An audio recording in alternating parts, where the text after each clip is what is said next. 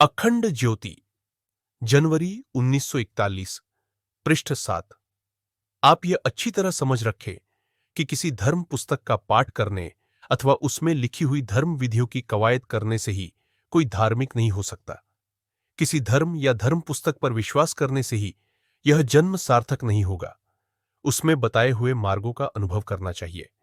जिनका अंतःकरण पवित्र है, वे धन्य है, वे ईश्वर को देख सकेंगे। यह बाइबिल का कथन अक्षरशः सत्य है। परमेश्वर का साक्षात्कार करना ही मुक्ति है। कुछ मंत्र रट लेने या मंदिरों में शब्दाडंबर करने से मुक्ति नहीं मिलती। परमात्मा की प्राप्ति के लिए बाह्य साधन कुछ काम नहीं आते। उसके लिए आंतरिक सामग्री की जरूरत है। इससे कोई यह न समझ ले कि बाहरी साधनों का मैं विरोधी हूं। आरंभ में उनकी आवश्यकता होती ही है, पर साधक जैसा जैसा उन्नत होता है, वैसी वैसी उसकी उस ओर से प्रवृत्ति कम हो चलती है। आप यह निश्चय समझे कि किसी पुस्तक ने ईश्वर को उत्पन्न नहीं किया, किंतु ईश्वर की प्रेरणा से धर्म पुस्तकों की रचना हुई है।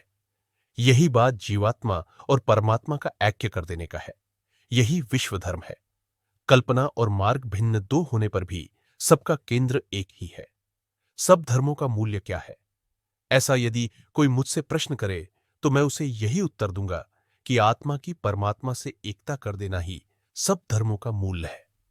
सच्ची दृष्टि से छाया के समान देख पड़ने वाले और इंद्रियों से अनुभव होने वाले इस जगत में जिस दिन परमात्मा का अनुभव कर लेंगे, उसी दिन हम कृतकार्य होंगे।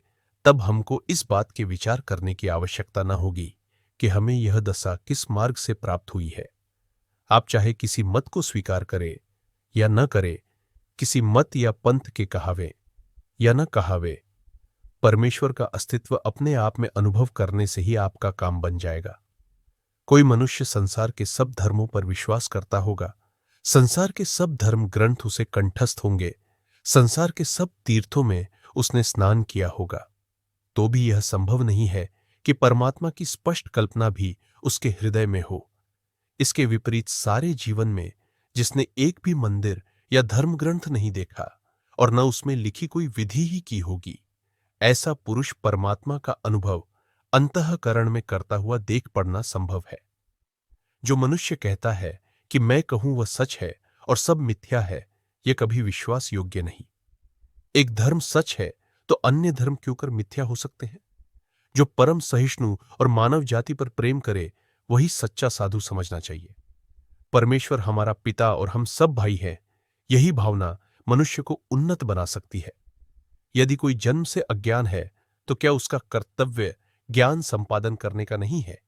वह यूं कहे कि हम जन्म से मूर्ख है तो अब क्यों ज्ञानी बने, तो सब उसे महामूर्ख कहेंगे। यदि हमारे संकुचित विचार हों तो उन्हें महान बनाना क्या हमारे लिए कोई अपमान की बात है? धर्मोपासना के विशिष्ट स्थान, निश्चित और खास विधि धर्म ग्रंथों में बताए हैं। उनके लिए एक दूसरों का उपहास करना क्या कोई बुद्धिमानी है? ये तो बालकों के खिलौनों की तरह है। ज्ञान होने पर बालक उन खिलौनों की जिस प्रकार परवाह नहीं करते, उसी प्रकार ईश्वर तक पहुंचे हुए लोगों को उक्त साधनों का महत्व नहीं प्रतीत होता। किसी खास मत पंथों को बिना जाने बूझे ज्ञान होने पर भी मानते रहना बचपन का कुर्ता युवावस्था में पहनने की इच्छा करने के बराबर उपहास के योग्य है। मैं किसी धर्म पंथ का विरोधी नहीं हूं और न मुझे उनकी अनावश्यकता ही प्रतीत होती है, पर यह देखकर हंसी रोके से भी नहीं रुकती कि कुछ लोग स्वयं जिस धर्म के रहस्यों को नहीं जानते, उसे वे यदि अपना अमूल्य समय इस अध्याशारेघु व्यापार के बदले उन्हीं तत्वों के जानने में लगावे तो क्या अच्छा हो। अनेक धर्म पंथ उन्हें क्यों खटकते हैं, सो मेरी समझ में नहीं आता। लोग अपनी अपनी बुद्धि के अनुसार धर्म का अनुसरण करे तो किसी का क्या बिगड़ेगा। रह एक व्यक्ति के लिए स्वतंत्र धर्म हो तो भी मेरी समझ में कोई हानि नहीं, किंतु लाभ ही, क्योंकि विविधता से संसार की सुंदरता बढ़ती है। उधर तृप्ति के लिए अन्न की आवश्यकता है, परंतु एक ही रस की अपेक्षा अनेक रसों के विविध पदार्थ होने से भोजन में अधिक रुचि आती है। कोई ग्रामीण जिसे तरह तरह के पदार्थ मत्सर नहीं और जो केवल रोटी तथा प्याज के टुकड़े से पेट भर लेता है, यदि किसी शौकीन के खाने के नाना पदार्थ की निंदा करे तो वह खुद जिस प्रकार उपहास के पात्र होगा, उसी प्रकार एक ही धर्मविधि के पीछे लगे हुए दूसरे धर्मों की निंदा करने वाले लोग स्तुति के पात्र नहीं हो सकते। पंडित श्रीराम शर्मा आचार्य।